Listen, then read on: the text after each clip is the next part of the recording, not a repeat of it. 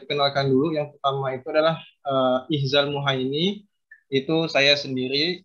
Kemudian ada Mbak Tria Zarkasi, kemudian ada juga Mbak Lisa Ramadana.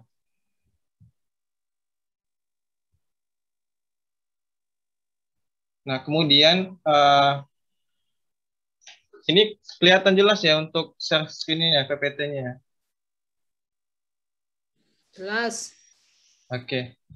Baik, jadi untuk capaian dari materi yang akan kami sampaikan nanti ini adalah ada 3 capaian pembelajaran ya. Yang pertama itu mampu menjelaskan kepribadian Muhammadiyah, kemudian mampu menjelaskan kitab perjuangan Muhammadiyah, kemudian yang ketiga adalah mampu menjelaskan kitab berbangsa dan bernegara dalam Muhammadiyah itu sendiri seperti apa. Baik, nanti untuk presentasi ini akan kami bagi 3 bagian ya, masing-masing akan menyampaikan materinya, kemudian di sesi akhir setelah penyampaian materi itu ada sesi tanya jawab seperti itu. Baik, tanpa berlama-lama, untuk materi pertama akan disampaikan oleh Mbak Tria Zarkasi ya tentang kepribadian Muhammadiyah. Silakan Mbak Tria Zarkasi.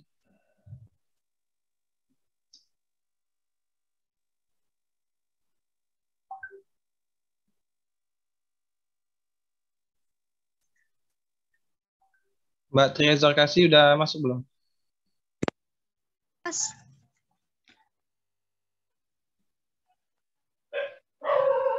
Mbak? Halo? Ya, udah jelas. Silakan Mbak.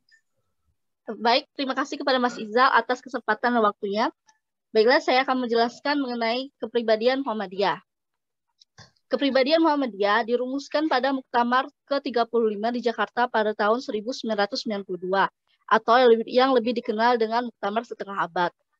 Adapun dari esensi dari kepribadian Muhammadiyah itu tentunya tidak terlepas dari identitas Muhammadiyah, yakni gerakan Islam, dakwah amar ma'ruf nahi mungkar, dan tajdid bersumber pada Al-Quran dan As-Sunnah, yang dapat dilihat atau ditemukan pada kartu identitas keanggotaan Muhammadiyah. Adapun fungsi dari kepribadian Muhammadiyah adalah sebagai landasan, pedoman, pegangan kader Muhammadiyah dalam menjalankan organisasi agar dapat teguh pada cita-cita Muhammadiyah. Kepribadian Muhammadiyah ini dibuat dengan tujuan agar warga Muhammadiyah mampu istiqomah, tidak mudah goyah karena memiliki identitas diri, kepribadian yang kuat, dan akan terus sesuai sepanjang masa. Kepribadian Muhammadiyah ini disampaikan dalam bentuk matan kepribadian Muhammadiyah atau teks kepribadian Muhammadiyah yang isinya itu yang pertama terdiri dari apakah Muhammadiyah itu. Pertanyaan ini merupakan judul dari pidato dari Kiai Haji Fakih Usman yang merupakan sebagai langkah untuk menegaskan identitas organisasi Muhammadiyah yang pada saat itu tentunya kondisi politik kita sedang tidak stabil. Kemudian yang kedua, isi dari matan kepribadian Muhammadiyah yaitu adalah dasar dan amal usaha dari Muhammadiyah. Dasar amal usaha Muhammadiyah adalah perjuangan melaksanakan usaha menuju terwujudnya masyarakat Islam yang sebenarnya, di mana kesejahteraan, kebaikan, kebahagiaan luas merata. Kemudian pedoman amal usaha Muhammadiyah dan perjuangan Muhammadiyah itu tercantum dalam mukadimah anggaran dasar.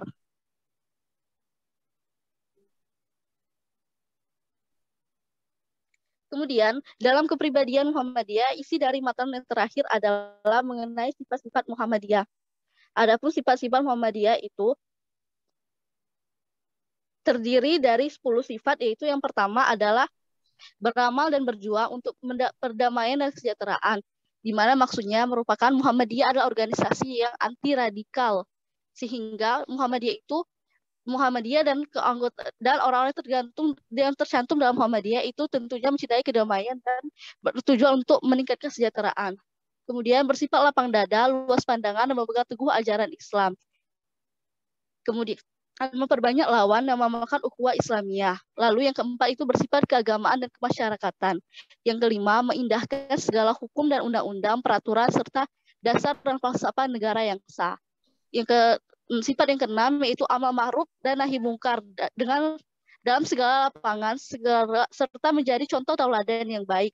Kemudian aktif dan berkembang dalam masyarakat dan membangun sesuai dengan ajaran Islam Sifat yang kedelapan itu kerjasama dengan golongan Islam manapun juga dalam usaha menyiarkan dan mengamalkan agama Islam serta membela kepentingannya. Yang kesembilan, membantu pemerintah serta bekerja sama dengan golongan lain dalam memelihara dan membangun negara untuk mencapai masyarakat adil dan makmur. Dan sifat yang terakhir itu yang ke-10, ini bersifat adil serta koreksi ke dalam dan luar dengan bijaksana. Itulah dari isi dari matan kepribadian Muhammadiyah. Tentunya sekali lagi saya jelaskan kepribadian Muhammadiyah yang dicantumkan dalam matan kepribadian Muhammadiyah ini tentunya tidak terlepas dengan maksud dan tujuan agar para kader Muhammadiyah itu tentu tetap berpegang teguh, tidak melepaskan identitas diri karena mempunyai kepribadian kuat dan tidak mudah goyah akan pengaruh apapun dari luar. Demikian pemaparan materi dari kepribadian Muhammadiyah. Selanjutnya saya serahkan kepada moderator.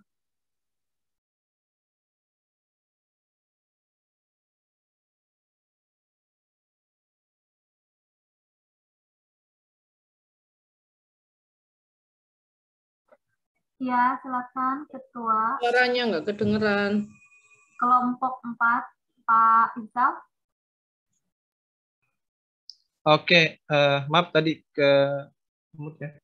Oke, baik. Terima kasih Mbak Tira atas penyampaiannya ya. Nah, baik, untuk selanjutnya ialah mengenai Kitab Perjuangan Muhammadiyah. Jadi, untuk Kitab Perjuangan Muhammadiyah ini adalah suatu ini ya.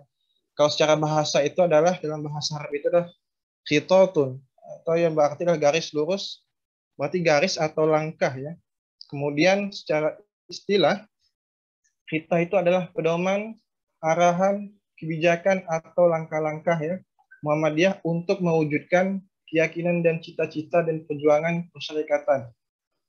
Nah ini ya, jadi memang untuk pengertian khitah Muhammadiyah sendiri itu ialah itu sebagai pedoman ataupun arahan kebijakan bagaimana ya organisasi Muhammadiyah itu sendiri itu berjalan begitu. Dalam artian adalah ketika Muhammadiyah ingin misalnya berpartisipasi dalam bidang politik ataupun pendidikan, kemudian sosial ekonomi, itu tentunya berpedoman kepada yang namanya adalah khitah itu sendiri begitu.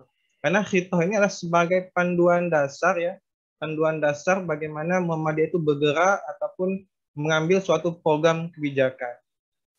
Nah, kemudian fungsi khitah itu sendiri adalah landasan berpikir ataupun amal usaha setiap pimpinan dan anggota ya. Perjuangan yang tercantum dalam landasan persyarikatan seperti itu. Nah, itu fungsi khitah Muhammadiyah itu sendiri. Nah, kemudian selanjutnya ialah Muhammadiyah ya.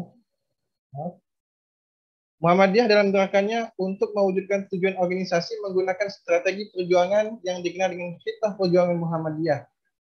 Kemudian khitah merupakan seperangkat rumusan teori atau strategi perjuangan. Nah, yang kita ketahui adalah nanti itu ada beberapa macam khitah perjuangan ya yang telah dirumuskan di Majelis Muhammadiyah itu sendiri. Nanti ada 6 bagian ya, 6 bagian tentang khitah perjuangan Muhammadiyah, di mana masing-masing khitah nanti itu merumuskan beberapa ini ya kebijakan, misalnya terkait keterlibatan Muhammadiyah dalam politik praktis, kemudian bagaimana Muhammadiyah itu tidak terlibat lagi dalam politik praktis ya, kemudian bagaimana terkait pedoman gerakan sosial Muhammadiyah. Nah, itu sudah dirumuskan di dalam masing-masing khitah perjuangan Muhammadiyah. Jadi memang perlu saya ulangi kembali bahwa khitah Muhammadiyah ini sangat mendasar sekali ya bagi Ormas Muhammadiyah itu sendiri, karena memang sebagai landasan utama dalam mengambil suatu kebijakan ataupun mengambil suatu program yang akan digunakan dalam proses perubahan sosial seperti itu. Maka hari ini ya kita bisa melihat banyak ya terjadi perubahan di Muhammadiyah sejak awal berdiri Muhammadiyah ya. Kemudian sampai saat ini banyak sekali terjadi perubahan. Yang mana kita ketahui bahwa di awal-awal Muhammadiyah itu bergerakan lebih kepada pemurnian akidah, kemudian identitas diri. Karena memang ketika di awal-awal berdirinya Muhammadiyah itu lebih kepada penekanan pembentukan kepribadian, kemudian dalam membesarkan organisasi itu sendiri, atau bisa kita sebut dengan internalisasi Muhammadiyah ya. Nah, kemudian kalau saat ini itu lebih Muhammadiyah itu lebih banyak berjuang di ladang-ladang amal seperti itu. Maka sampai hari ini ya banyak sekali berdiri kayak rumah sakit, kemudian lembaga pendidikan dan juga lembaga kesehatan seperti itu. Itu adalah cerita perjuangan Muhammadiyah yang bisa kita lihat sampai hari ini. Nah, kemudian 6 hitoh ya yang telah dirumuskan Muhammadiyah itu bisa kita lihat di slide ini bahwa itu ada 6 poin ya hitoh yang telah dirumuskan oleh Muhammadiyah itu sendiri. Yang pertama adalah langkah 12 Muhammadiyah, kemudian ada hitoh Palembang, hitoh Ponorogo, kemudian hitoh Ujung Pandang, kemudian ada hitoh Surabaya, kemudian ada lagi yang keenam adalah hitoh Denpasar. Nah, ini beberapa poin hitoh ya yang nantinya akan digunakan sebagai landasan gerakan Muhammadiyah itu sendiri. Nah, saya jelaskan secara singkat mengenai masing-masing hitoh ini ya, yang ada 6 poin ini. Yang pertama adalah langkah 12 Muhammadiyah ini yang di tahun 1938 sampai dengan 1940. Di mana poin utama dalam hitoh langkah 12 Muhammadiyah ini terdiri 12 poin. Yang pertama itu ialah memperdalam masuknya iman. Nah, jadi gerakan yang Muhammadiyah tekankan adalah kepada pemurnian akidah. Ya. Itu yang pertama dalam hitoh 12 Muhammadiyah. Di mana pemurnian akidah ini sangat penting sekali ya bagi masyarakat Indonesia ya, karena kita tahu bahwa dahulunya ialah di Indonesia ini banyak menganut kepercayaan yang masih percaya kepada hal-hal seperti ini ya, hal-hal yang gaib seperti itu. Maka hitoh pertama dalam perjuangan Muhammadiyah itu adalah pemurnian iman atau akidah. Kemudian memperluas paham agama. Yang ketiga, memperbuahkan budi pekerti. Kemudian yang keempat, menuntut amalan. Ya. Kemudian yang kelima, menguatkan persatuan. Keenam, menegakkan keadilan. Ketujuh, melakukan kebijaksanaan. Kemudian kedelapan, menguatkan majelis tanwir. Kesembilan, mengadakan konferensi bagian. Yang ke-10, mempermusyawaratan putusan. Kemudian yang ke-11, mengawaskan gerakan jalan. Kemudian yang ke-12, mempersambungkan gerakan luar. Nah, ini ya langkah 12 Muhammadiyah. Kita tahu ada 12 poin. Kemudian hitoh Palembang ini yang kedua adalah itu lebih kepada menjiwai pribadi anggota dan pimpinan Muhammadiyah ya, dengan memperdalam dan mempertebal tauhid. Kemudian menyempurnakan ibadah dengan khusyuk dan tawadhu. Nah, kemudian yang kedua itu adalah melaksanakan uswatun hasanah. Yaitu terkait Muhammadiyah ini harus menjadi teladan bagi masyarakat. Kemudian memperbanyak dan mempertinggi mutu anak, kemudian mempertinggi mutu anggota dan membentuk kader, kemudian ada memperoleh ukhuwah sesama muslim, yang terakhir adalah menuntun penghidupan anggota. Itu ya untuk hitoh di Palembang. Nah, kemudian untuk hitoh di Ponorogo, kemudian hitoh Ujung Pandang, itu ada lagi ya beberapa kebijakan yang nanti akan kita lihat bahwa pertama di hitoh Ponorogo ya, bagaimana di hitoh itu di tahun 1969 itu bahwa dalam rumusan hitoh di tahun 1969 ini bahwa dakwah Islam amar ma'ruf nahi mungkar dilakukan melalui 2 saluran. Yang pertama adalah saluran politik, ya, politik kenegaraan dan kemasyarakatan. Nah, seperti itu. Namun nanti akhirnya Muhammadiyah ini kembali lagi ya kepada hitoh yang semula, yaitu tidak berpolitik praktis. Itu sedikit ya penjelasan terkait hitoh Muhammadiyah atau hitoh perjuangan. karena mungkin waktu ya tidak mencukupi untuk menjelaskan secara mendalam. Intinya poin-poin ini adalah dasar ya, dasar bergeraknya Muhammadiyah ataupun dalam mengambil kebijakan. Oke, terima kasih. Selanjutnya akan dibahas oleh Mbak Lisa ya. Sekian dari saya. Silakan Mbak Lisa. Baik, terima kasih Mas Ijal. Tadi sudah dijelaskan juga tentang kitab perjuangan Muhammadiyah, dan kali ini saya akan menjelaskan tentang kitab berbangsa dan bernegara.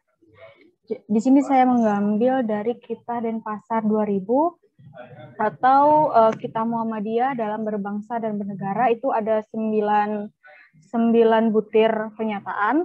Yang pertama, Muhammadiyah meyakini bahwa politik dalam kehidupan berbangsa dan bernegara merupakan salah satu aspek dari ajaran Islam dalam urusan keduniawian yang harus selalu dimotivasi, dijiwai, dan dibingkai oleh nilai-nilai luhur agama dan moral yang utama.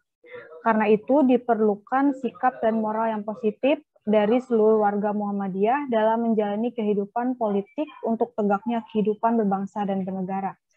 Poin yang kedua, Muhammadiyah memilih perjuangan dalam kehidupan berbangsa dan bernegara melalui usaha-usaha pembinaan dan pemberdayaan masyarakat guna terwujudnya masyarakat madani yang kuat, sebagaimana tujuan Muhammadiyah untuk mewujudkan masyarakat Islam yang sebenar-benarnya.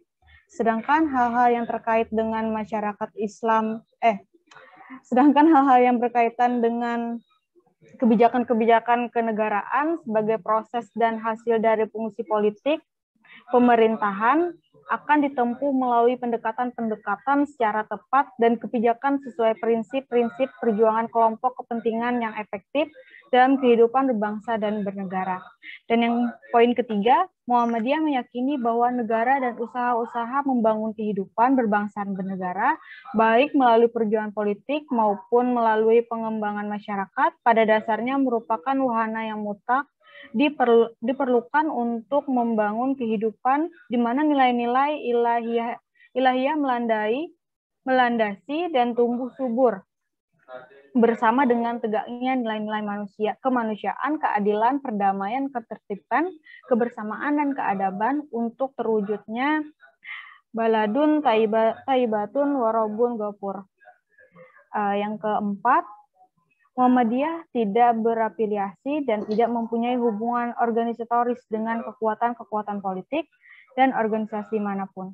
Muhammadiyah senantiasa mengembangkan sikap positif dalam memandang perjuangan politik dan menjalankan fungsi kritik sesuai dengan prinsip amar ma'ruf nahi mungkar demi tegaknya sistem politik kenegaraan yang demokratis dan berkeadaban. Yang kelima, Muhammadiyah memberikan kebebasan kepada setiap anggota persyarikatan untuk menggunakan hak pilihnya dalam kehidupan politik sesuai hati nuraninya masing-masing. Penggunaan hak pilih tersebut harus merupakan tanggung jawab sebagai warga negara yang dilaksanakan secara rasional dan kritis, sejalan dengan misi dan kepentingan Muhammadiyah demi kemaslahatan bangsa dan negara. Yang keenam, Muhammadiyah senantiasa bekerja sama dengan pihak atau golongan manapun berdasarkan prinsip kebijakan dan kemaslahatan, menjauhi kemudaratan, dan bertujuan untuk membangun kehidupan berbangsa dan bernegara ke arah yang lebih baik, maju, demokratis, dan berkeadaban. Yang ketujuh, Muhammadiyah mendorong secara kritis atas perjuangan politik yang bersifat praktis atau berorientasi pada kekuasaan untuk dijalankan oleh partai-partai politik dan lembaga-lembaga formal kenegaraan dengan sebaik-baiknya menuju terciptanya sistem politik yang demokratis dan berkeadaban sesuai cita-cita luhur bangsa dan negara. Dalam hal ini, perjuangan politik yang dilakukan oleh kekuatan-kekuatan politik hendaknya benar-benar mengedepankan kepentingan rakyat dan tegaknya nilai-nilai utama sebagaimana yang menjadi semangat dasar dan tujuan didirikannya negara Republik Indonesia pada proklamasi tahun 1945. Yang kedelapan, Muhammadiyah senantiasa memainkan peranan politiknya sebagai wujud dari dakwah amar ma'ruf nahi munkar dengan jalan mempengaruhi proses dan kebijakan negara agar tetap berjalan sesuai dengan konstitusi dan cita-cita luhur bangsa. Muhammadiyah secara aktif menjadi kekuatan perekat bangsa dan berfungsi sebagai wahana pendidikan politik yang sehat menuju kehidupan nasional yang damai dan berkeadaban. Yang terakhir, yang ke-9, Muhammadiyah meminta kepada segenap anggotanya yang aktif dalam politik untuk benar-benar melaksanakan tugas dan kegiatan politik secara sungguh-sungguh dengan mengedepankan tanggung jawab dan akhlak mulia, keteladanan, perdamaian. Aktivitas politik tersebut harus jalan dengan upaya memperjuangkan misi persyarikatan dalam melaksanakan dakwah amar ma'ruf nahi munkar. Jadi Muhammadiyah itu berpendapat bahwa kiprah dalam kehidupan bermasyarakat dan bernegara merupakan salah satu perwujudan dari misi dan fungsi melaksanakan dakwah amar ma'ruf nahi munkar sebagai telah menjadi panggilan sejarah sejak zaman pergerakan hingga masa awal dan setelah kemerdekaan Indonesia. Boleh next Mas Ijal. Di sini tentang perubahan sosial yang terjadi ketika Muhammadiyah itu ada begitu. Muhammadiyah sendiri didirikan di Yogyakarta tanggal 18 November 1912 dengan pendirinya Kiai Haji Ahmad Dahlan. Muhammadiyah berumpun pada cita-cita agama sebagai aliran Islam modernis yang bertujuan untuk memperbaiki kondisi umat Islam Indonesia. Perjuangan Muhammadiyah yang khas yang terasa juga terhadap perubahan sosial di masyarakat Indonesia yaitu adanya pendidikan pendidikan yang dilakukan oleh Muhammadiyah. Walaupun bukan hanya pendidikan, seperti sosial dan keagamaan juga menjadi perhatian. Dari pembaharuan dalam bidang pendidikan inilah Muhammadiyah berhasil mencetak kader-kader yang terdidik. Demikian, mohon maaf apabila ada kesalahan. Terima kasih. Oke, baik. Terima kasih ya Mbak Lisa dan Mbak Kaya atas penyampaian materinya. Itulah sekian ya penyampaian materi tentang fiqh Muhammadiyah ya dan juga perubahan sosial. Yang untuk selanjutnya ialah kami membuka sesi tanya jawab yang untuk di termin 1 ini kami buka untuk 3 penanya terlebih dahulu ya. Silakan yang ingin bertanya. Di sini saya udah ada cium tangan ya. Oke, yang pertama Pak Syafarudin ya. Silakan Pak Syafarudin.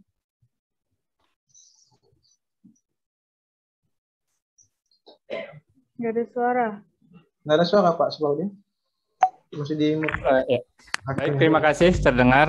Terima kasih sebelumnya untuk Pak Nur dan kelompok 4 sudah mempresentasikan. Saya sedikit saja mau bertanya. Tadi saya garis bawahi tentang perubahan sosial Muhammadiyah sebagai pembaharuan. Minta tolong jelaskan sedikit saja pembaharuan seperti apa dan kondisi seperti apa sehingga Muhammadiyah menjadi pembaharuan dan menjadi perubahan sosial di kala itu. Mungkin itu aja singkat. Terima kasih untuk semuanya, terutama untuk kelompok 4. Terima kasih. Oke, terima kasih ya Pak Saf. Kemudian Pak Muhammad Umar Mukhtar, silakan Mbak. Oke, bismillahirrahmanirrahim. Assalamualaikum warahmatullahi wabarakatuh. Waalaikumsalam. Oke, pertanyaan saya terkait dengan khitoh perjuangan Muhammadiyah ini. Saya melihat dari banyak khitoh ini dari periode per periode itu cukup bagus sekali, cukup keren sekali. Nah, pertanyaan saya, kenapa sih Muhammadiyah kok bisa merumuskan itu gitu kan? Dan juga bisa mengamalkan itu. Sementara kalau kita lihat kondisi masyarakat kebanyakan hari ini, atau sebut saja di pemerintahan, itu banyak nggak jujurnya, banyak pemikiran yang sifatnya itu menguntungkan pribadinya masing-masing. Terus kenapa Muhammadiyah bisa bertahan dengan pemikiran-pemikiran yang jernihnya, yang tulusnya, yang mulianya gitu. Padahal ini dari masa ke masa gitu. Itu saja pertanyaan saya. Terima kasih. Assalamualaikum warahmatullahi wabarakatuh. Waalaikumsalam warahmatullahi wabarakatuh. Oke, terima kasih ya Pak Muhtar. Selanjutnya Mbak Sri Gentari, boleh Mbak? Silakan Mbak. Ya, Assalamualaikum warahmatullahi wabarakatuh. Waalaikumsalam warahmatullahi wabarakatuh. Ya, pertama-tama saya ucapkan kepada kelompok 4 yang telah memberikan waktu. Saya ada pertanyaan. Yang pertama, Hitah Muhammadiyah pada era zaman sekarang itu seperti apa dan aplikasinya bagaimana? Itu yang pertama. Yang keduanya, kan kalau kita lihat bahwa Hitah itu adalah pedoman ya, sama dengan berarti dengan hampir sama dengan kelompok. Maaf, ada yang lain mungkin bisa silent dulu ya. Untuk mikrofonnya, soalnya jadi double. Ya, bentar Pak. Ya, bisa lanjutkan ya? Bisa Mbak, silakan Mbak.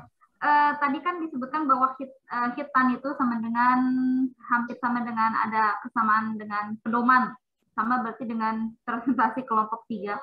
Nah, kemudian yang saya tanyakan itu ada benang merahnya nggak sih antara pedoman dengan hitahnya Muhammadiyah dan ideologi Muhammadiyah? Contohnya seperti apa? Ada benang merahnya nggak? Karena ini sama-sama intinya mempunyai konsep pedoman dalam melanjutkan tujuan organisasi Muhammadiyah. Nah, itu mungkin apakah hitah ini bagian dari pedoman yang tadi seperti dipresentasikan kelompok 3, ataukah memang ada benang merah lain yang memang mungkin bisa ditarik dari sini? Itu aja sih. Ini 2 ya. Terima kasih banyak. Assalamualaikum warahmatullahi wabarakatuh. Waalaikumsalam warahmatullahi wabarakatuh.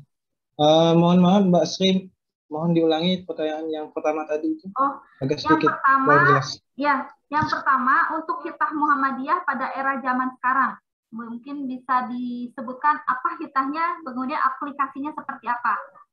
Yang keduanya, mungkin benang merah dari pedoman ke Muhammadiyah yang seperti kita lihat tadi ada di kelompok 3. Kemudian dengan hitah apakah ada benang merahnya gitu? Karena saya lihat dari artinya mungkin kemudian sama-sama mempunyai prinsip atau pedoman untuk mencapai tujuan kemuhammadiyahan tadi. Prinsipnya seperti itu. Benang merahnya aja seperti apa gitu. Makasih banyak. Assalamualaikum. Baik, waalaikumsalam warahmatullahi wabarakatuh. Baik, terima kasih ya untuk penanya yang termin 1 ini, Pak Sam, kemudian Pak Muhtar dan juga Mbak Sri Gentari ya. Oke, mungkin ini ya, untuk pertama ini terkait pertanyaan dari Pak Syafri sendiri ya, yaitu perubahan sosial ya, perubahan sosial Muhammadiyah sebagai pembaruan. Yaitu pembaruan seperti apa sehingga Muhammadiyah menjadi perubahan sosial saat ini. Ini dari Mbak Lisa sama Mbak Tria ada yang menjawab. Ya, boleh Mas. Oke, silakan. Saya izin menjawab. Mohon maaf kalau kurang begitu. Mas Syafrudin ya tadi. Mungkin saya bisa menjelaskan dari Bapak Ibu mungkin pernah menonton filmnya Sang Pencerah. Mungkin sedikitnya memahami begitu apa perubahan sosial yang terasa ketika Muhammadiyah itu hadir pada zaman itu juga, mungkin sampai sekarang masih terasa begitu perubahan sosialnya. Khususnya tadi kita menyinggungnya pada bagian pendidikan. Pendidikan itu pada zaman awal Kiai Haji Ahmad Dahlan itu melihat begitu banyak hal-hal yang tidak sesuai dengan ajaran agama Islam pada saat itu, muncullah pemikiran tentang pemurnian agama Islam dengan mulai dari pendidikan. Awal-awal mungkin tidak diterima di masyarakat karena dipikir ini mengikuti era Belanda lah atau apalah seperti itu, pada mengikuti masa penjajahan begitu. Pada saat itu kan masa penjajahan, bahwa orang-orang Indonesia itu sulit mendapatkan pendidikan gitu. Jadi mulai dari situlah Kiai Haji Ahmad Dahlan itu mendirikan madrasah agar santri-santrinya murid-muridnya bisa merasakan pendidikan. Pelan-pelan awal-awal mungkin tidak diterima oleh masyarakat sampai mungkin masjidnya, rumahnya dibakar begitu. Tapi lambat laun hal itu diterima di masyarakat sampai sekarang. Muhammadiyah masih memberikan sumbangsi yang besar untuk negara. Bahkan ada pernyataan, saya lupa dari siapa, tidak ada hari Muhammadiyah itu tanpa ada peresmian gedung begitu. Mungkin itu yang bisa saya sampaikan, mungkin bisa ditambahkan oleh Mas dan Mbaknya, Mas Ijal sama Mbak Tria. Oke, baik. Mungkin nambahkan sedikit ya Mbak terkait pertanyaan Pak Sofudin tadi terkait perubahan sosial apa sih yang terjadi hari ini ya, sehingga Muhammadiyah ini disebut dengan bisa menjadi pembawa perubahan sosial kepada masyarakat begitu. Nah, hingga hari ini ya kita bisa melihat bagaimana Muhammadiyah itu bisa bertahan ya, banyak sekali memang perubahan-perubahan yang telah mereka lakukan. Yang pertama itu kita bisa lihat ya, contohnya itu di masyarakat kita adalah bagaimana lembaga pendidikan banyak sekali ya telah berdiri di tanah air ya begitu. Misalnya seperti universitas, kemudian sekolah SMA, SMP, bahkan sampai TK juga itu sudah menjamur di mana-mana begitu. Itu kan merupakan salah satu bentuk perubahan sosial yang sudah sangat melekat sekali di masyarakat Indonesia begitu. Karena banyak sekali ya warga kita ataupun masyarakat kita yang sekolah di Muhammadiyah, sehingga mereka itu mengenal bagaimana, kemudian mereka juga akan mengenal bentuk-bentuk syiarnya Muhammadiyah, ya, sehingga dari khitah perjuangan tadi itu seperti misalnya pemurnian akidah, kemudian pemahaman Islam yang luas, itu akan dirasakan oleh masyarakat kita seperti itu. Itu mungkin salah satu contoh yang terjadi ya di dalam kehidupan sehari-hari. Itu mungkin tambahan dari saya. Oke, itu ya Pak Sab ya terkait perubahan sosial yang sehingga Muhammadiyah itu bisa menjadi perubahan sosial seperti itu. Baik, terima kasih Pak Izal dan kelompok 4 atas jawabannya. Terima kasih. Oke, sama-sama. Oke, selanjutnya ini ya, mungkin dari Pak Muhtar tadi pertanyaannya adalah kenapa ya Muhammadiyah itu bisa merumuskan khitah perjuangan ataupun khitah Muhammadiyah yang mana sehingga hari ini masih bisa bertahan begitu. Ya, sehingga nilai-nilai perjuangan Muhammadiyah ini bisa tetap bertahan hingga hari ini. Ini izin saya jawab sendiri ya, Pak Muhtar. Jadi memang khitah perjuangan Muhammadiyah ini merupakan suatu bentuk ijtihad ya, ijtihad bersama kader-kader Muhammadiyah dalam melihat situasi dan kondisi sosial masyarakat yang sedang terjadi begitu. Misalnya begini, ketika di awal-awal ya sebelum kemerdekaan Indonesia misalnya, itu kan gerakan Muhammadiyah itu lebih banyak kepada pemurnian akidah seperti itu. Kemudian gerakan memperluaskan keislaman, kemudian uswatun hasanahnya gitu kan. Nah, ketika misalnya pasca kemerdekaan itu Muhammadiyah itu bisa melihat peluang bahwa dalam khitah di awal tadi ada beberapa di poin kedua atau 3 tadi ya, Muhammadiyah itu juga berpartisipasi dalam ranah politik begitu. Ya. Salah satunya adalah dengan partai Masyumi ya. Nah, kita tahu itu bahwa anggota Muhammadiyah dahulunya banyak di partai Masyumi. Nah, itu salah satu bentuk penyesuaian Muhammadiyah ketika itu bagaimana melihat situasi kondisi sosial masyarakat saat itu begitu, sehingga mampu untuk terus bertahan, artinya bisa menyesuaikan bagaimana kondisi hari ini begitu. Nah, kemudian hari ini juga kita bisa melihat bahwa Muhammadiyah eksis ya dengan pendidikannya gitu ya, karena yang dibutuhkan saat ini adalah pendidikan itu harus begitu. Jadi memang kenapa khitah Muhammadiyah masih bisa bertahan? Karena itu tadi Muhammadiyah terus melakukan kajian, diskusi ya, sehingga bisa menjawab tantangan zaman begitu. Artinya selalu melakukan pembaruan ataupun tajdid itu tadi.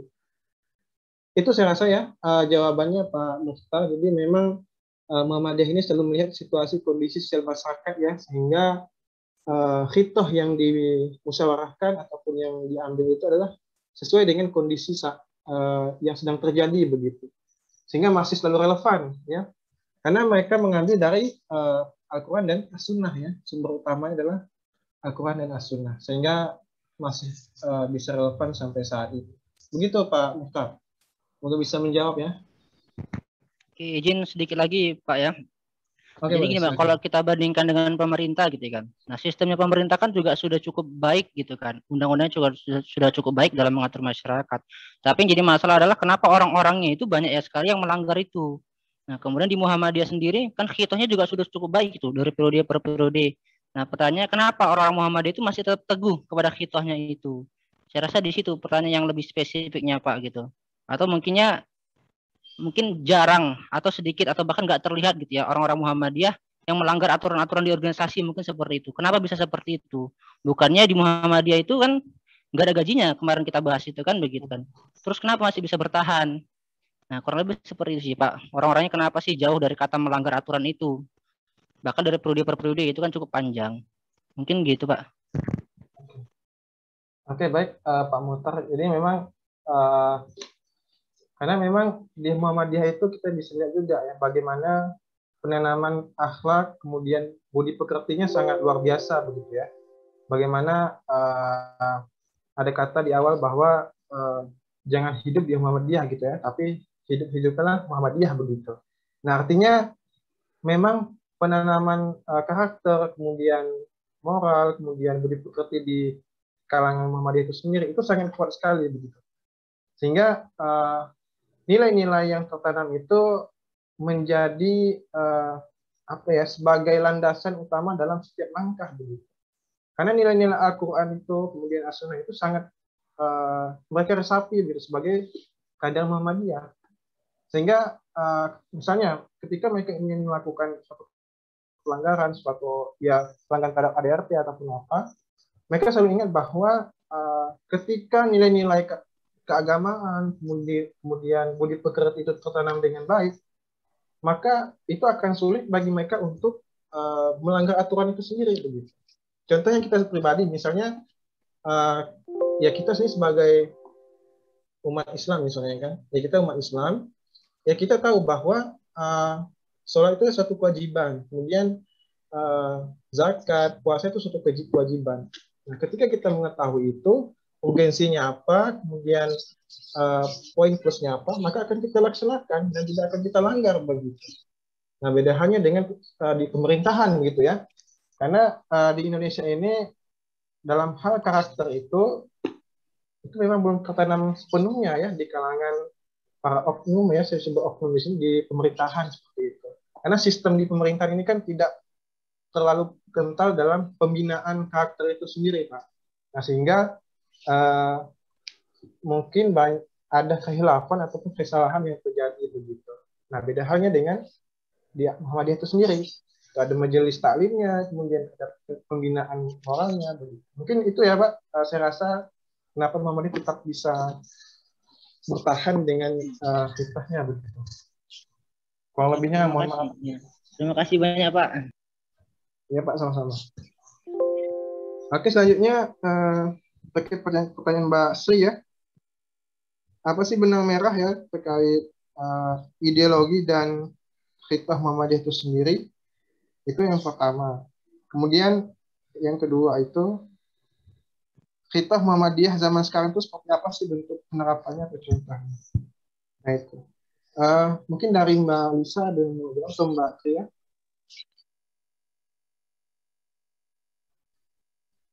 Izin menjawab, Mas? Ya, silakan Mbak Tria.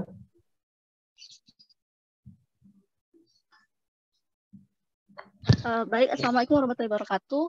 Baik, saya akan mencoba menjawab dari pertanyaan dari Tesri mengenai tentang khitbah Muhammadiyah pada zaman sekarang.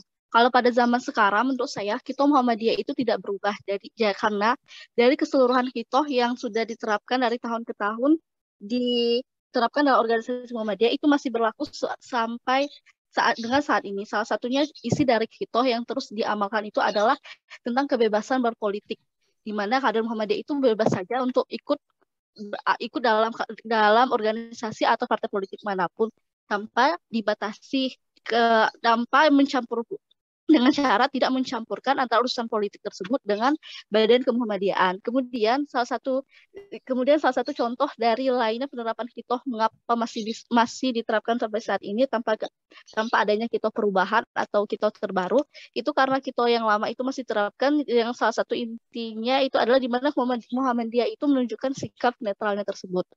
Kemudian mengenai tentang benang merah antara Hitoh dan pedoman, itu sebenarnya tadi sudah dijelaskan bahwa Hitoh merupakan pedoman atau landasan dari Muhammadiyah. Mengapa Hitoh itu bisa menjadi pedoman? Karena Hitoh tadi merupakan salah satu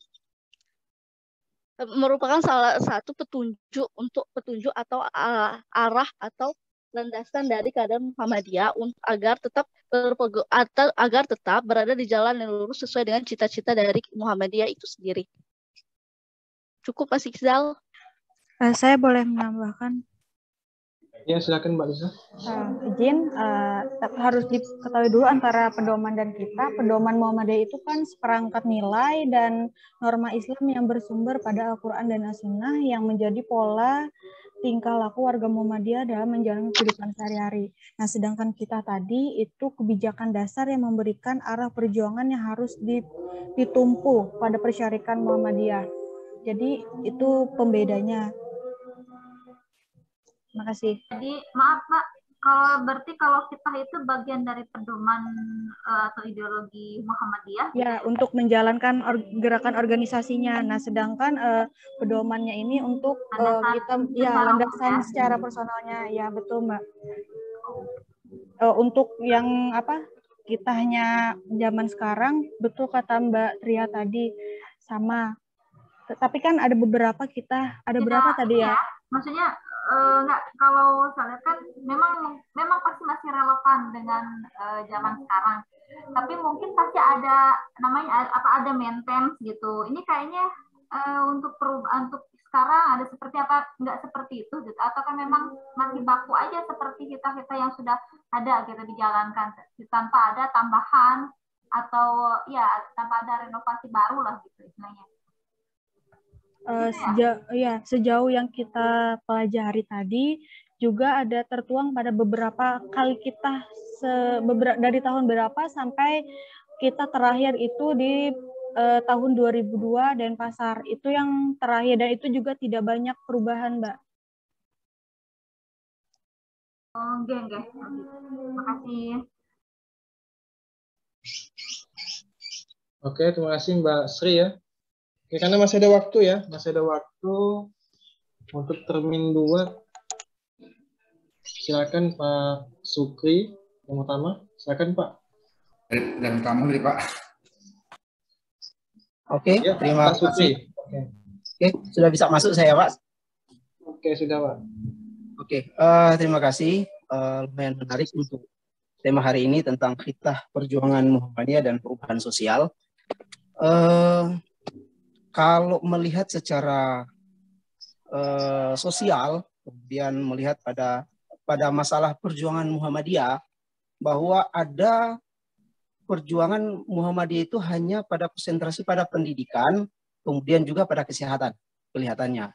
Sementara perjuangan dan perubahan sosial Muhammadiyah itu belum masuk secara penuh di masalah ekonomi umat.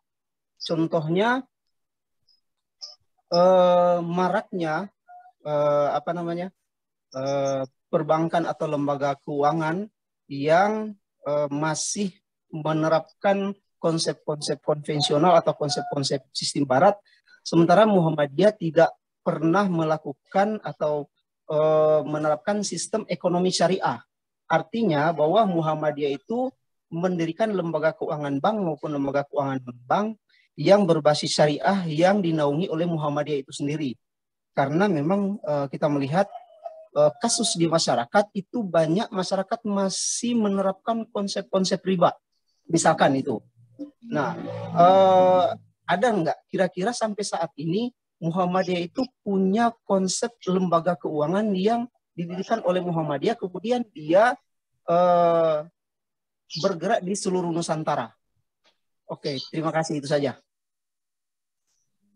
Oke, terima kasih Pak Sukri ya. Oke. Tampung dulu, kemudian Pak Bahrul Ulum, silakan Pak.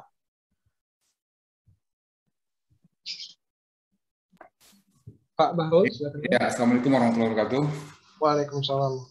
Baik, di sini saya tadi coba mengutip dari presentasi yang disampaikan tadi, karena di sini ada multitafsir jadinya sama dengan yang telah kami sampaikan tadi di kami sebagai pemakalah awal. Di sini ada poin kalau tidak salah di Kitabnya Denpasar 2002. Di situ ada menyatakan Muhammadiyah berpolitik demi tegaknya kehidupan berbangsa dan bernegara. Jadi kalau kita coba mentelaah kembali, mungkin multitafsir ini timbul jadinya, karena dari awal kita telah jelas mengatakan Muhammadiyah tidak berpolitik praktis. Itu sebagai apa? Jadi ini mohon maaf, bukan apa. Nah nanti ini bias jadinya kan kalau Muhammadiyah berpolitik. Itu bahasa yang mungkin yang coba saya tukan. Mohon penjelasan. Terima kasih. Assalamualaikum warahmatullahi wabarakatuh. Waalaikumsalam warahmatullahi wabarakatuh. Oke, satu lagi yang ingin bertanya, silakan.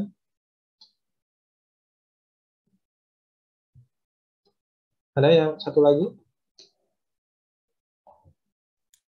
Kalau nggak ada, udah langsung dibahas saja. Oke, selanjutnya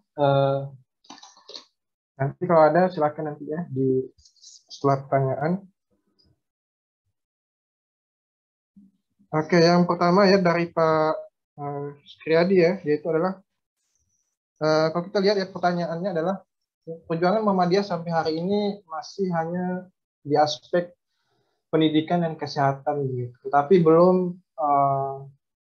mencakup di bagian ekonomi secara menyeluruh di Indonesia begitu. Nah tadi kira-kira apakah ada gitu ya atau wacana yang akan dilakukan Muhammadiyah untuk membangun ekonomi keumatan ya Pak ya, seperti itu. Oke, mungkin Mbak Lisa, Mbak Tria ingin menambahkan terkait jawabannya terkait bidang ekonomi itu Muhammadiyah sudah ingin mewacanakan.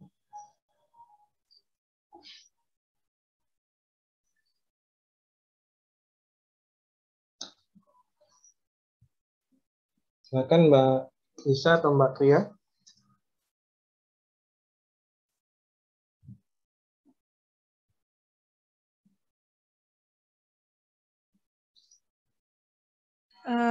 Saya boleh nanya untuk Pak Bahrul tadi, pertanyaannya apa ya Pak? Boleh diulang Pak?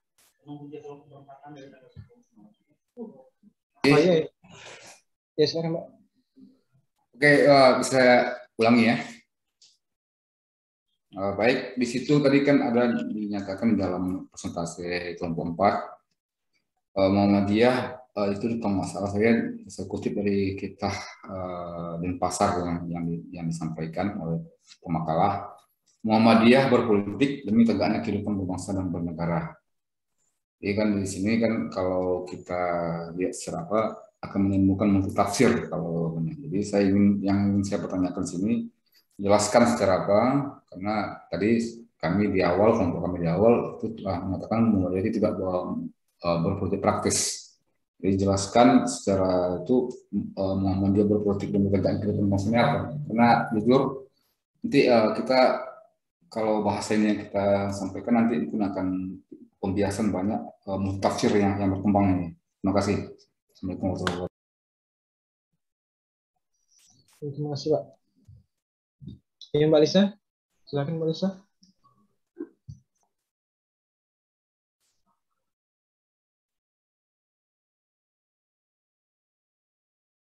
Oke, mungkin saya jawab dulu ya terkait pertanyaan Pak Sukriyadi ya, Pak Sukri terkait banyak di ekonomi ya.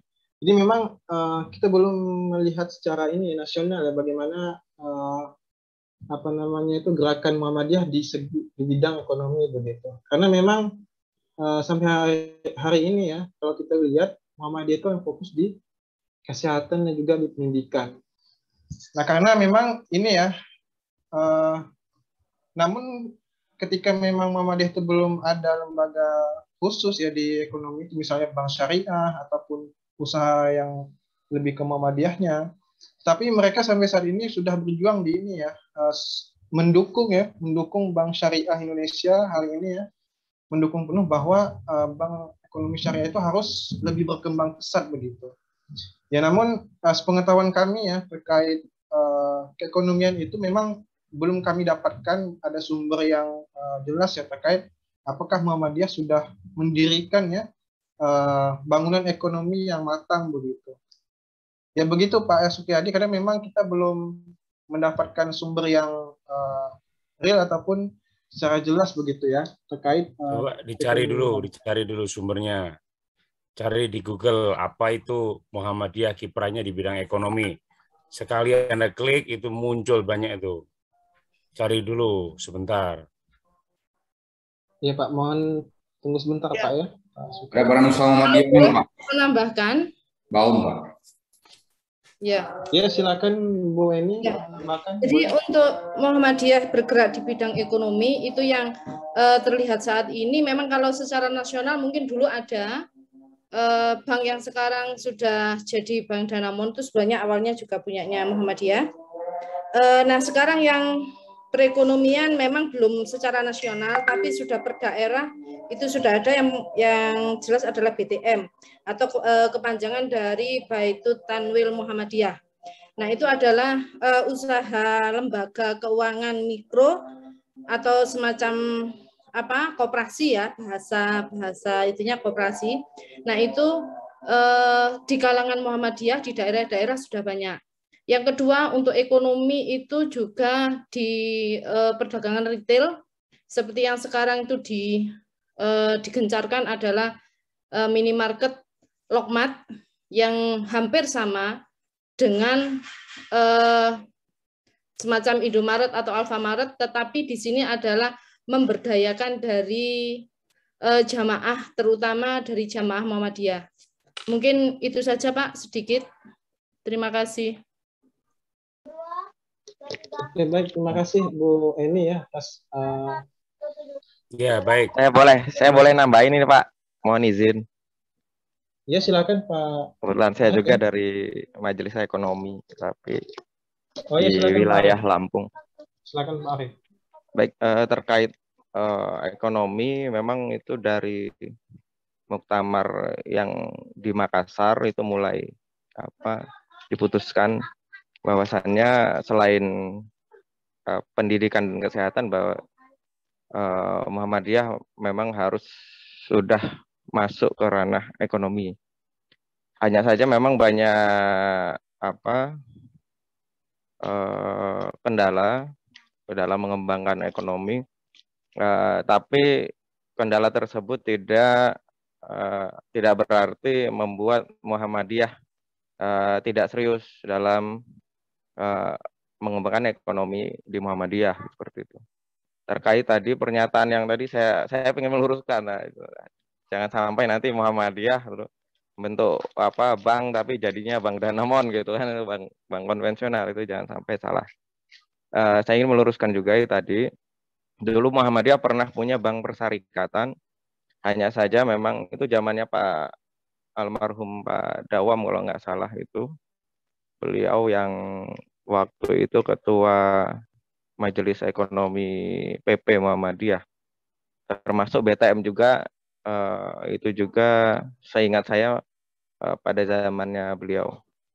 BTM memang sudah berkembang di beberapa daerah, hanya saja belum merata dari Sabang sampai Merauke. Memang kendalanya satu lagi di SDM, dalam berkiprah di ekonomi itu perlu perjuangan yang berat lah seperti itu. Seperti kami sekarang juga yang berada di ekonomi, Majelis Ekonomi, pun masih berjuang gitu dalam mengembangkan ekonomi di Muhammadiyah.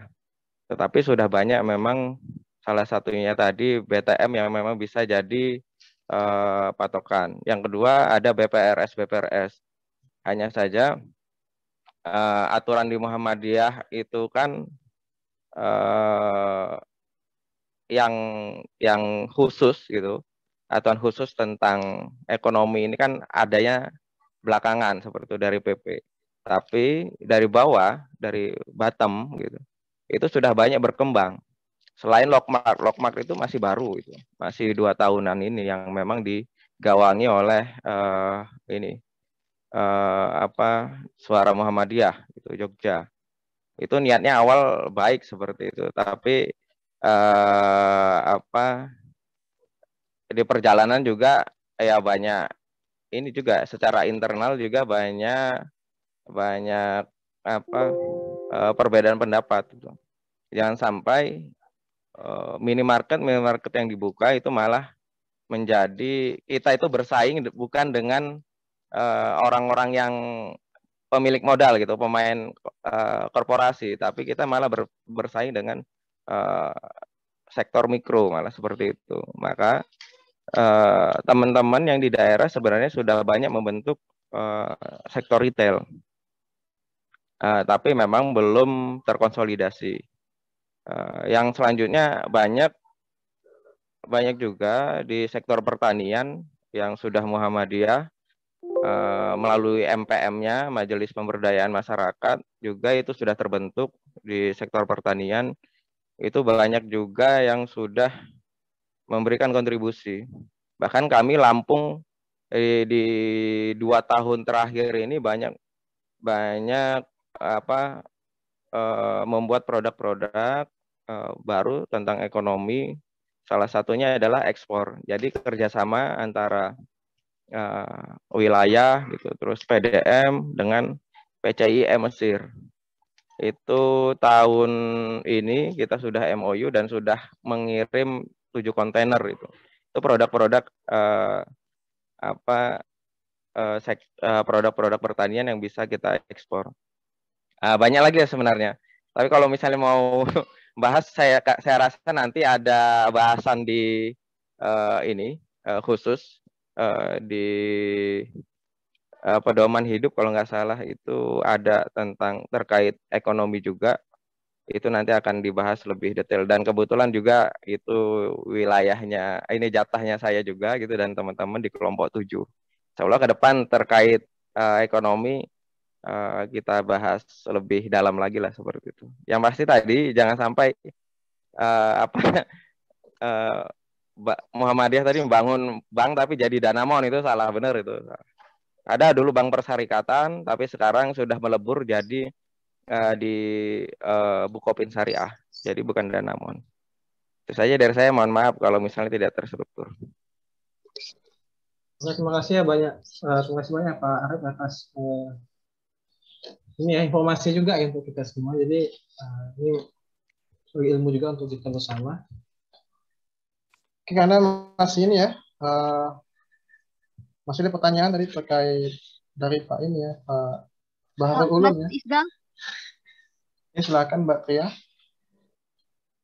Izin menambahkan Mas mengenai pertanyaan tentang Bank Syariah milik Muhammadiyah tadi.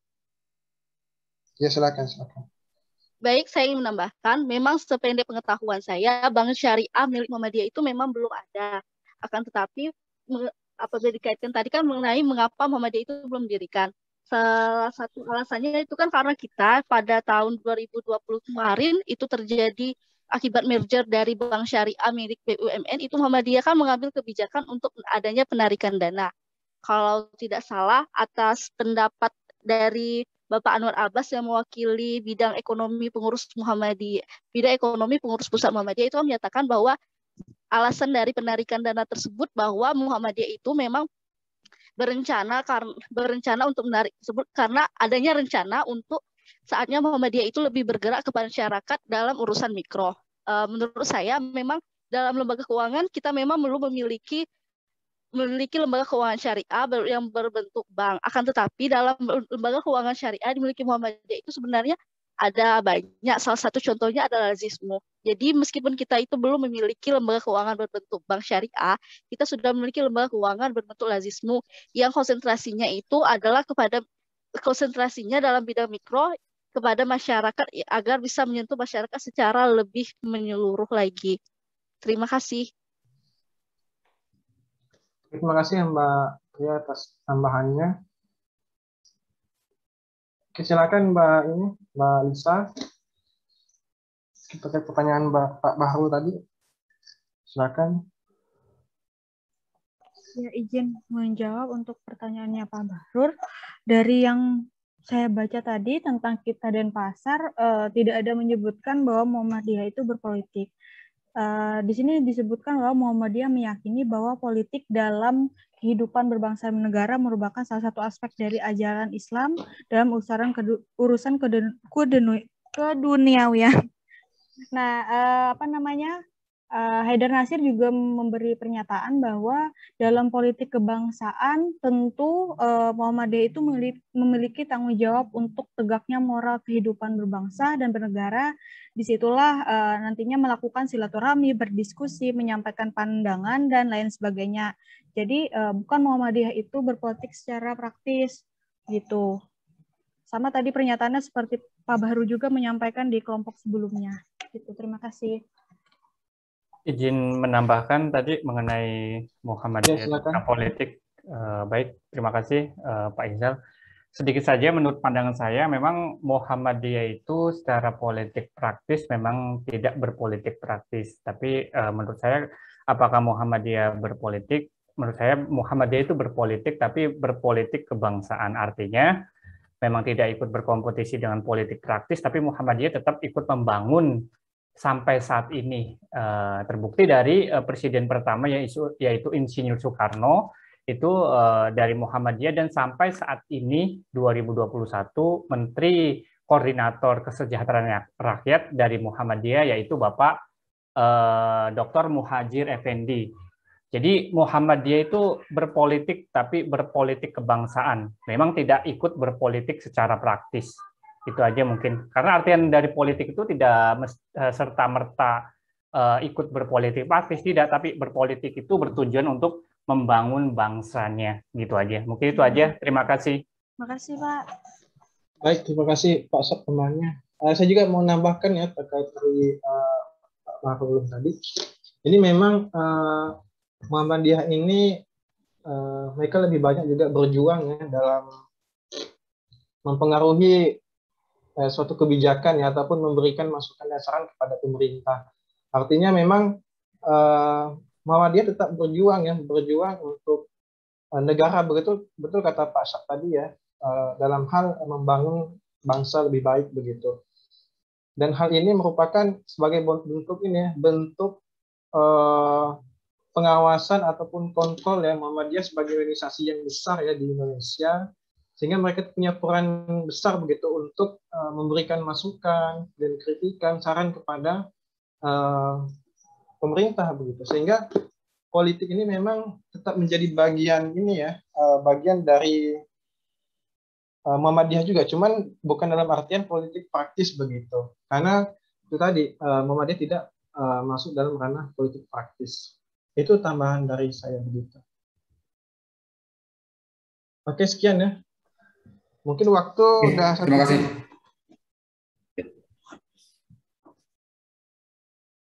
Untuk waktu masih ada ya.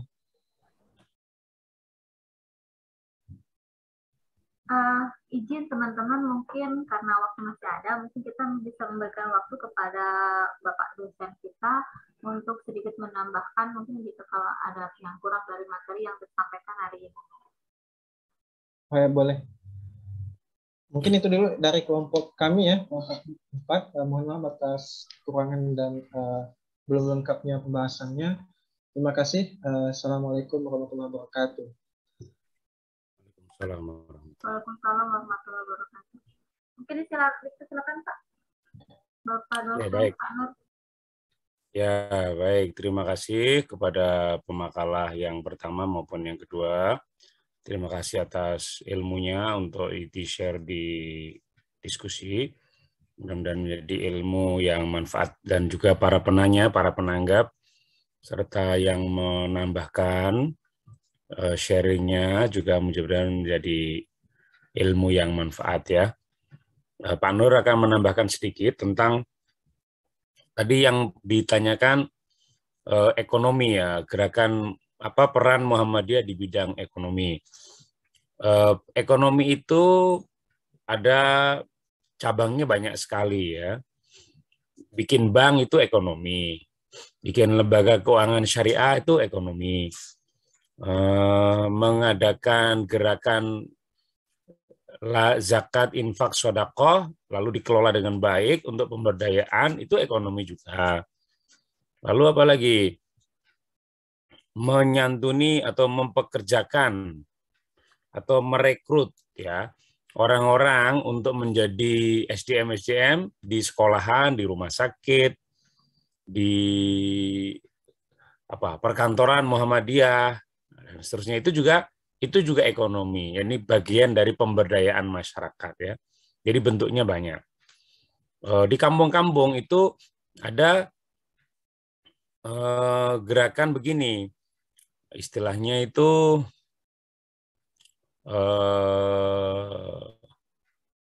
jadi warga ngumpulin dana, lalu dana itu nanti dibelikan kambing, ya, kambing atau domba atau sapi, tergantung kemampuannya. Lalu sapi itu nanti diserahkan atau dipinjamkan kepada warga Muhammadiyah yang tidak punya piaraan kambing atau domba atau sapi. Istilahnya itu ternak bergulir atau meminjamkan lah ya. Lalu oleh si yang merawat sapi atau kambing atau domba ini dirawat, dia dikasih makan, dikasih minum, dikasih pokoknya sampai beranak. Nanti anaknya itu dikasihkan ke yang merawat itu. Induknya nanti dikembalikan lagi ke Muhammadiyah. Jadi misalnya kambing punya anak 2 ya. Nanti anaknya dikasih sama yang merawat. Udah nih anaknya buat kamu. Induknya dibalikin lagi. Nanti induknya nanti disampaikan lagi ke siapa yang belum punya kambing nih urusin kambingnya. Nah, dikasih makan dan seterusnya. Nanti kalau udah beranak, anaknya udah bisa mandiri, anaknya dikasihkan ke yang merawat. Induknya dikembalikan lagi ke Muhammadiyah. Itu juga pemberdayaan ekonomi ya. Jadi jangan dikira itu bukan bagian dari ekonomi. Anda taunya ekonomi itu bank saja. Bukan, ekonomi itu luas sekali cakupannya ya. Nah, itu contoh. Di tempat lain lagi ada istilahnya pembibitan ya. Jadi ada orang itu mau nanam nggak punya bibit. Nah, Muhammadiyah itu mengadakan pembibitan. Bibit-bibit itu dipinjamkan, misalnya bibit padi, bibit ini. Nanti hasilnya ya sebagian disumbangkan untuk Muhammadiyah sebagai kas Muhammadiyah. Nah, terus di daerahnya di Jogja itu dulu ada namanya gerakan jimpitan.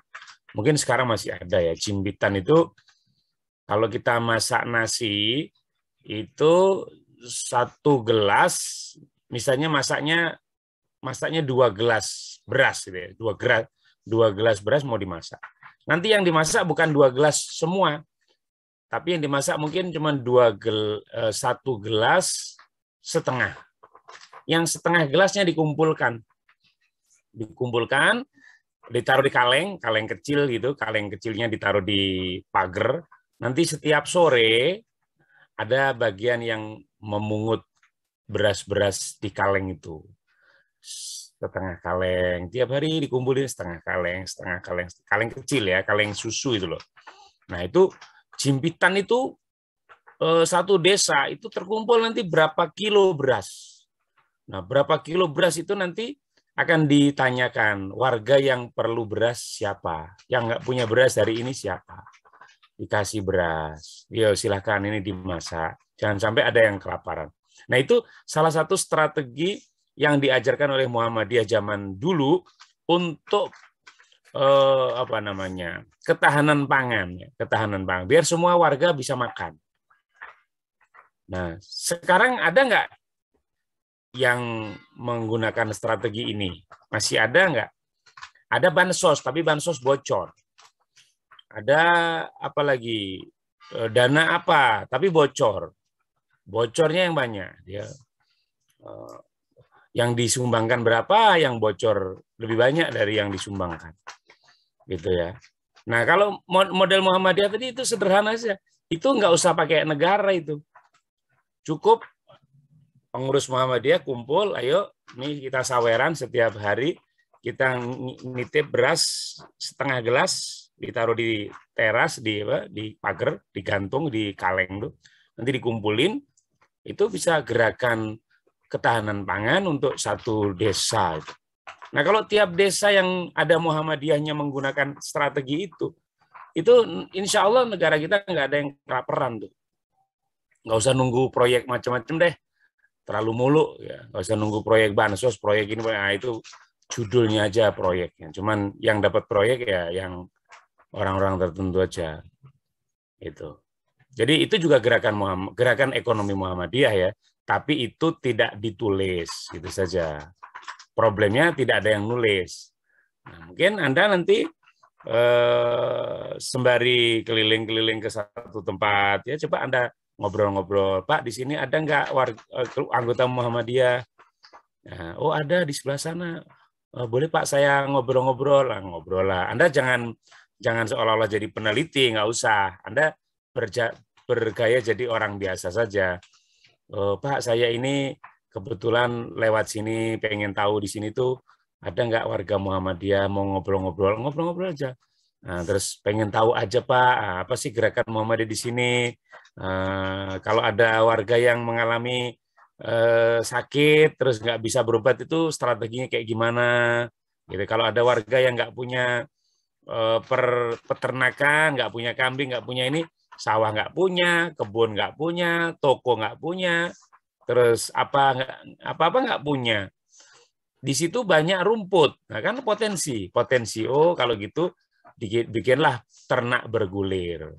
Biar orang ini nggak punya sawah, nggak apa-apa, tapi dia bisa nyari rumput buat ngasih makan kambingnya. Lama-lama nanti dia punya kambing 2. Beranak kan 2 tuh. Kambingnya 2, lalu lama-lama nanti kambingnya jadi gede kan. Nah, lama-lama kalau diurus terus, lama-lama jadi sapi itu.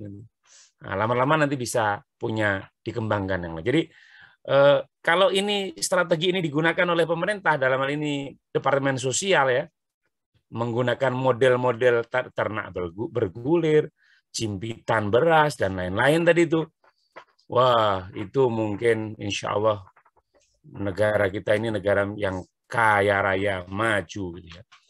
Nah, sayangnya itu baru dilakukan oleh sebagian kecil masyarakat kita di Muhammadiyah. Ada di daerah mana di Jawa Timur ya, di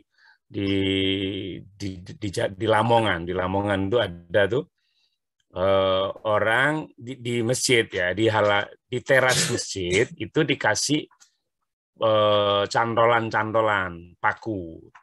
Nah, lalu warga yang punya sayur ditaruh di plastiknya digantung di cantolan-cantolan paku itu. Yang punya beras lebih digantung di situ. Yang punya ikan lebih, yang punya apa lebih taruh di situ. Nanti ada tulisannya siapa yang mau silahkan ambil dan siapa yang mau silahkan naruh barang di situ.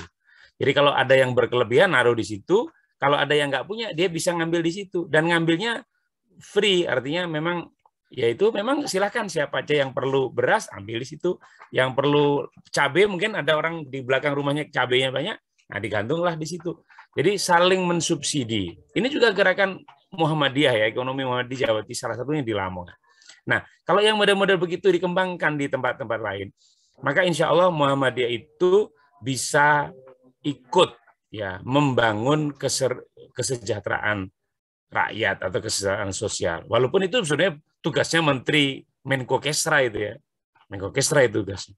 Tapi kalau kita ngandelin Menko Kesra, kayaknya nggak jalan-jalan. Jadi ya sudah Muhammadiyah bergerak dengan caranya sendiri, tetapi tetap tidak melakukan apa yang disebut sebagai pelanggaran terhadap kaidah-kaidah NKRI. Ya. Muhammadiyah itu kan yang mendirikan negara ini. Nah, maka Muhammadiyah juga bagaimanapun juga negara ini juga harus diurus juga oleh Muhammadiyah dengan caranya yang bisa dilakukan. Walaupun Muhammadiyah itu suka nggak dibagi ya. Kalau ada dapat pembagian jatah menteri, Muhammadiyah nggak dibagi. Ada pembagian jatah gubernur, Muhammadiyah nggak dibagi. Ada pembagian jatah ini. Nah, baru kemarin aja tumben Dirjen Haji dan Umroh itu dikasih ke warga Muhammadiyah. Itu tumben-tumben banget gitu ya. Mimpi apa itu? Nah, jarang yang begitu. Mungkin saking pinternya Mas Hilman Latif aja itu, sehingga dia mengundang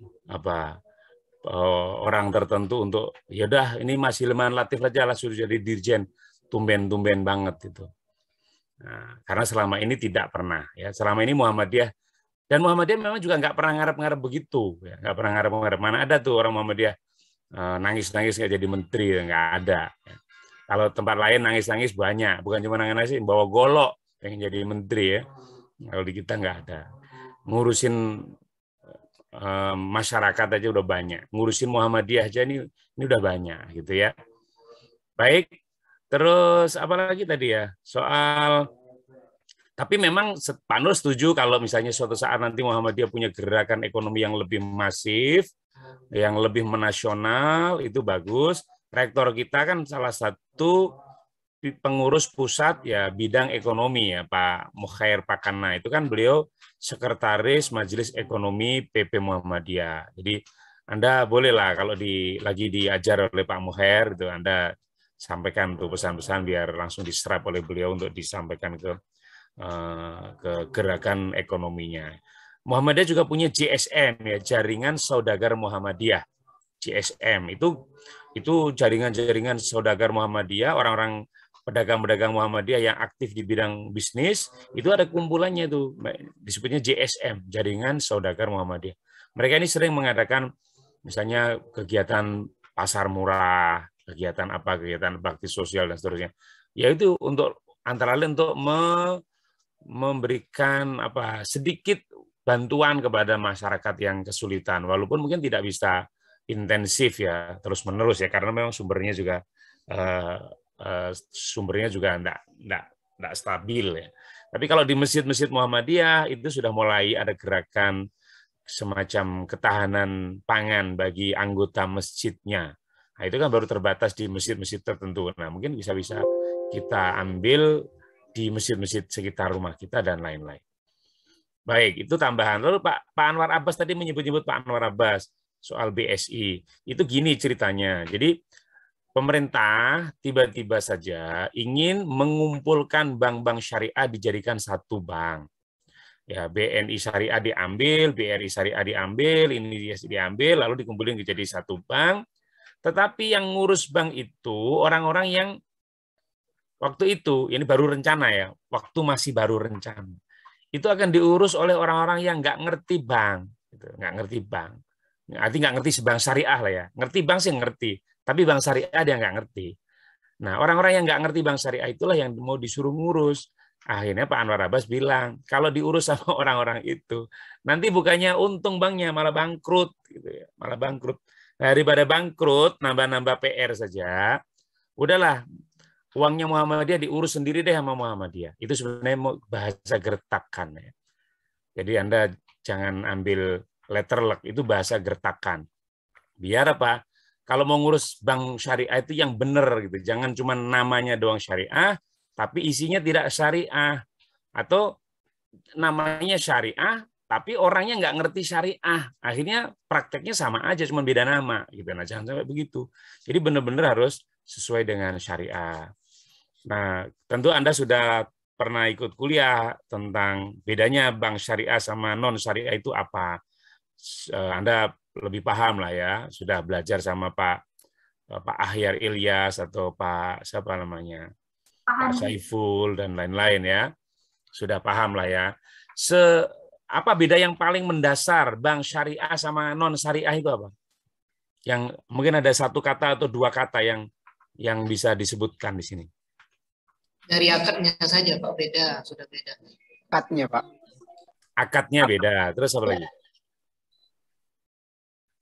sistemnya jelas beda. Kalau bank syariah kan diomongin di depan. Maksudnya gini, diomongin di depan tuh ini bentuknya mudharabah. Oh, ini bentuknya murabahah gitu kan, udah jelas. Nanti kalau murabahah nanti begini, kalau mudharabah nanti begini gitu. Kalau bank non syariah kan kamu untung nggak untung kamu harus bayar ke saya sekian. Mau tekor mau nggak tekor ya bayar sekian. Kalau nggak bisa bayar kamu dicabut tuh tanahnya, dicabut itunya, ditahan gitu. Jadi model itu yang membedakan. Nah, di sisi lain ada lagi yang membedakan, keberkahan. Kalau bank syariah itu ya dia mengejar berkah. Mengejar berkah artinya gini, keuntungan itu yang berkah gitu loh, jangan keuntungan yang tidak berkah. Karena kalau keuntungan yang tidak berkah itu ujung-ujungnya akan menjadi sulit. Nah, Anda paham bahwa negara kita ini dibangun atas dasar apa tuh? Kita membangun ini duit sendiri apa duit utang? Duit negara kita sendiri apa duit utang tuh? Atau berapa persen utang, berapa persen uang sendiri deh? Kalau malu disebut utang semua. Utang semua, Pak. Nah, Anda jujur banget gitu ya. Utang gitu ya. Nah, utangnya berbasis syariah atau non syariah? Konvensional, Pak. Syariah, Pak. Ada coba negara kita utang ke negara mana yang berbasis syariah coba Anda tahu? Belum ada. IMF berbasis syariah ada? Nggak ada. Nggak ada. Apa negara moneter mana lagi? Apa lembaga moneter mana lagi yang berbasis syariah? Yang internasional ya? Nggak ada. Nggak ada. Berarti kita minjem duit ke Jepang, ke Amerika, ke Cina, kemana? Itu berbasis non syariah. Kalau berbasis non syariah berarti ada apanya? Ribanya. Kalau ada bunganya, ya terlepas nih yang mengatakan haram, yang mengatakan makruh, yang mengatakan mubah, ya selalu ada yang berbeda pendapat kan. Tapi terlepas itu, kata Quran gimana? Orang yang makan riba itu jalannya sempoyongan, betul nggak? Pak Nur, boleh tanya Pak Nur? Ya, yes, ini Pak Nur baru ngajak ngomong, Anda udah langsung ini aja nih terpancing. Kalau aja. Muhammadiyah itu dia mengharapkan bank konvensional nggak, Pak Nur? Ya, nanti dulu itu bukan pembahasan Pak Nur itu nanti tanya sama dosen yang mengajarkan itu ya. Ya Pak Nur hanya memancing-mancing aja dulu, biar Anda terpancing dulu deh. Masa jurusan keuangan syariah nggak pernah dipancing, harus dipancing dulu. Oke, jadi kalau misalnya kata Quran gimana? Alladzina ya'kuluna riba la yakumuna illa kama yakumul ladzi yatakhabbatuhu syaitanu minal mas, dan seterusnya itu. Ayat ini adanya di pojok bagian atas kanan atas ya di Quran, lihat nanti. Itu sepanjang ayat itu ngomongin soal riba tuh. Nanti Anda baca-baca lagi tuh. Nah, kata Quran alladzina ya'kuluna riba, orang yang makan riba, la yakumuna, mereka tidak bisa berdiri illa kecuali kama yakumul ladzi yatakhabbatuhu syaitanu minal mas, kecuali seperti berdirinya orang yang sempoyongan karena diganggu setan. Nah, sebuah negara termasuk ekonomi dunia ini kan tatanannya di bawah kendali lembaga moneter internasional kan. Negara mana dimiskinkan lalu disuruh ngutang, negara mana diperangi lalu nggak punya uang, ayo kamu kalau mau bangun negaramu pinjam sama saya kasih duit, tapi bunganya sekian. Mau nggak mau ya harus nurut, sami'na wa ata'na gitu. Jadi penjajahan model baru kan begitu. Digebuk dulu, hancur, baru nanti kamu kalau mau memperbaiki ngomong sama saya. Disebarkan masalah, nanti kalau mau memperbaiki masalah ngomong sama saya. Nah, ngomong sama saya itu pakai bayar gitu loh. Nah, kita juga begitu sebenarnya. Kita ini sebenarnya lagi menjadi korban pemerasan asing kepada negara kita.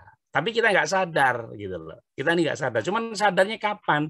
Ya ayyuhal mudassir kum fa'angdir. Bangunlah kamu. Nah, kapan bangunnya? Nah, Pak Nur menunggu kalian antum semua ini mahasiswa-mahasiswa yang hebat-hebat ini, keuangan syariah ini, suatu saat nanti bisa membangun Indonesia ini lebih maju, bebas dari riba gitu ya, membangun masyarakat tanpa riba pelan-pelan. Kalau belum bisa semua ya pelan-pelan deh, karena untuk bisa meninggalkan langsung itu berat. Kan ayat riba itu kan turunnya bertahap, betul apa betul? Betul ya. Tahap pertama Allah hanya ngasih tahu, oh ada orang yang riba. Tahap kedua Allah bilang, jangan riba berlipat ganda. Baru tahap ketiga, jangan riba semuanya, tinggalkan semuanya. Jadi bertahap, ada 3 tahap itu tentang riba. Nah, kita sekarang ini nggak bisa langsung menerapkan jangan semua. Nah, maka di Muhammadiyah ada yang masih ya sebagian ditaruh di bank syariah, yang untuk lalu lintas darurat bolehlah menggunakan bank konvensional untuk lalu lintas darurat saja, gitu ya. Tapi sudah mulai Muhammadiyah bilang waktu itu, ini Pak Nur senang dengan kebijakan Pak Anwar Abbas waktu beliau jadi ini ya. Jadi semua uang Muhammadiyah masukkan ke bank syariah. Ada 7 bank syariah, silakan pilih sendiri, ya gitu kan. Ada bank ini, yang syariah. Pokoknya jangan ditaruh uang Muhammadiyah di luar bank syariah. Itu suatu kemajuan kebijakan pimpinan Muhammadiyah waktu itu. Dan alhamdulillah dengan kebijakan itu, akhirnya mau nggak mau kemudian bank-bank syariah itu merasa terdukung dengan datangnya titipan-titipan dana Muhammadiyah. Nah, kemudian kemarin dihancurkan lagi, bank syariah dibredel semua, dibikin cuma 1, tapi satunya nggak didukung secara bagus, gitu. Jadi mendirikan bank ini dengan membredel bank-bank syariah yang lain, lalu dikumpulin, tapi dikumpulinya itu nggak didukung dengan bagus. Itu sama dengan mengkerdilkan sih sebenarnya. Ya, wallahu a'lam, ini sebagian memandang begitu. Baik, saudara-saudara semuanya, tidak terasa waktunya tinggal 3 menit ya. Terakhir sebagai kata kunci, khitoh berbangsa dan bernegara yang disampaikan oleh Muhammadiyah dalam berbagai kesempatan, pada tahun sekian itu, sesungguhnya memberikan gambaran kepada kita bahwa Muhammadiyah punya tanggung jawab moral kepada bangsa ini. Muhammadiyah punya andil dalam membangun bangsa ini. Dan Muhammadiyah tidak bisa lari dari tanggung jawab meninggalkan bangsa ini. Udah terserah deh Indonesia mau kayak gimana, terserah, nggak bisa gitu. Karena Muhammadiyah ini ikut yang ngusir Belanda ya, Muhammadiyah ikut ngusir. Soekarno juga anak kadernya Muhammadiyah, Bung Hatta juga, Jenderal Sudirman juga, Ki Bagus juga. Itu semua adalah anak didiknya Muhammadiyah. Nah, termasuk Presiden Soeharto itu juga pernah sekolah di Muhammadiyah. Beliau itu kalau ditanya Pak Soeharto Muhammadiyah. Gitu. Lalu dan lain-lain ya. Ada lagi yang aku, saya lahir di samping rumah sakit, saya lahir di rumah sakit Muhammadiyah. Saya dulu pernah TK di Muhammadiyah. Jadi pokoknya nebeng-nebeng lah ke Muhammadiyah. Tapi ya nggak apa-apa, itu lebih bagus. Nah, terlepas dari itu, Muhammadiyah setelah melakukan sesuatu itu memang belum banyak. Kalau dituntut lebih banyak, ya Muhammadiyah kan bukan negara, tapi sudah melakukan sedikit atau banyak, sudah melakukan di bidang ekonomi, di bidang sosial, di bidang pendidikan, dan seterusnya. Walaupun seringkali Muhammadiyah itu suka didolimi, misalnya kepada yang lain, ini pemerintah membantu sekian triliun gitu ya, tapi giliran Muhammadiyah minta bantuan, Muhammadiyah kan udah kaya, ngapain minta bantuan begitu. Nah, kalau yang lain dibantu triliunan. Anda tahu waktu dulu ada ini ya, mau Pilpres 2019, ada kelompok yang minta bantuan. Dikasih itu berapa triliun itu. Ini sekian nih buat kamu gitu. Nah, pas giliran Muhammadiyah, rumah sakit Muhammadiyah dililit uangnya rumah sakit yang dipakai BPJS nggak dibalik-balikin, diminta nggak dikasih-kasih. Nah, sampai sekarang ya itu ya sudahlah, diikhlaskan aja, mungkin mereka butuh sedekah dari Muhammadiyah. Baik, terima kasih.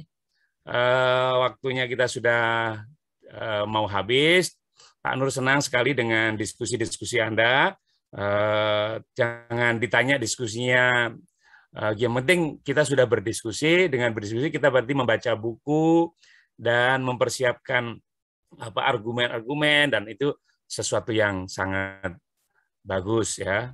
Terima kasih kepada pemakalah, terima kasih sekali lagi, dan semua yang bertanya dan juga yang sharing. Semangat selalu. Ini kita sudah tak terasa ya, sudah pertemuan yang ketiga. pekan depan harus lebih mantap lagi diskusinya dan data-datanya yang lengkap. Terima kasih, kita tutup dengan baca hamdalah. Alhamdulillahirrahmanirrahim. Assalamualaikum warahmatullahi wabarakatuh. Waalaikumsalam warahmatullahi wabarakatuh. Teman-teman minta tolong dicek absennya. Baik, izin live Bu Ketua. Ya, silahkan.